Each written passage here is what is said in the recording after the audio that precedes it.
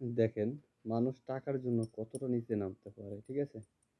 এই যে এই এই যে ৳১ কয়েন, এই যে লাল কয়েন, আমার কাছে ২ টা কয়েন, ঠিক আছে? তো এরকম আরো প্রায় ৭৫ টা কয়েন আছে আমার কাছে। তো এই কয়েনগুলো নাকি ৳২,০০,০০০ করে টাকা দাম, ৳২,০০,০০০ দাম একটা কয়েনের। একটা ভিডিও দেখছি, মানে ফেসবুকে একটা ভিডিও দেখছি, আমি স্ক্রিনশটটা রাখতে মনে নাই। স্ক্রিনশটটা রাখলে ভালো হইতো।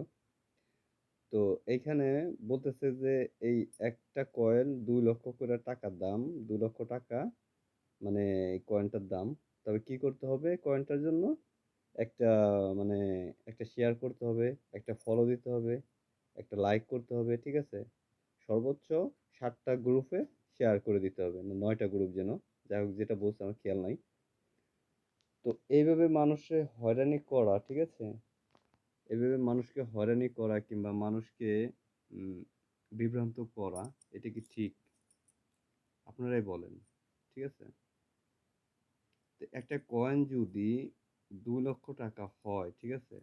তাহলে আমার কাছে ৭৫ টা কয়েন আছে। এই কয়েনগুলোর দাম কত হবে? আপনারাই বলেন। ঠিক আছে?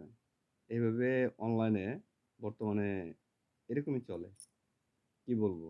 মানে বলার মতো কোনো ভাষা নেই। এদেরকে যে কি করা উচিত আর কি বলা উচিত, ঠিক আছে? মানে বলার মতো কিছুই নেই আর। ঠিক আছে?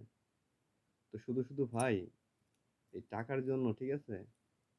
হয়তো জিন্দেগি আজ আছি কাল নাই। টাকার জন্য মিথ্যা কেনই নেন আপনারা?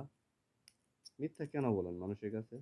কয়দিন বাঁচবেন? ৩০ বছর, ৩৫ বছর, ৪০ বছর, ৫০ বছর, ৬০ বছর। আর এখনকার মানুষ তো ৬০ বছরের উপরে বাঁচছেই না। তাই না?